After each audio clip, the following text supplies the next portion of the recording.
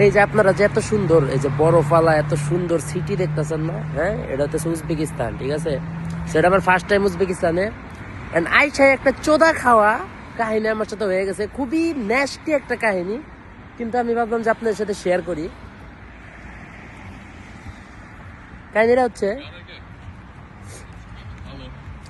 এখন মনে করেন যে খেয়াল আইসি বেশি, ঠিক আছে।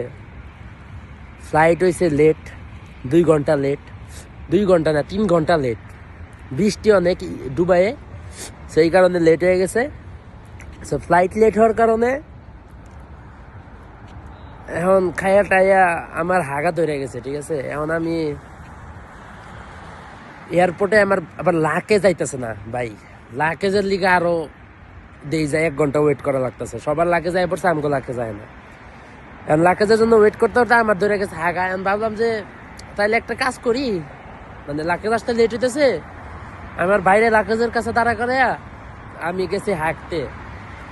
তো বিদেশি জায়গা, হাগা তো যাই, ওয়াশরুম টাশরুম তো ভালোই।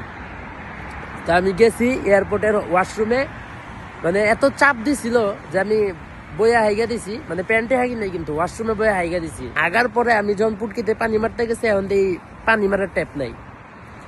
এখন কন এটা যদি হোটেল হইতো তাইলে তাও আমি যেন গোসল করে ওই ট্যাপ দিয়া বা পানি ম্যানেজ করে আমার গোয়ায় মারতাম। এই না আমি কি করবো ভাই, মানে বিশ্বাস করেন এখন আমি জাস্ট টিস্যু দিয়ে মুছছি। লাইফে ফার্স্ট টাইম এক্সপিরিয়েন্স। আসলে আমি ভুলে গেছিলাম যে বিদেশিরা পানি মারে না, ওরা টিস্যু দিয়ে মুছে লায়। খুবই নেস্টি ব্যাপার, ফাক।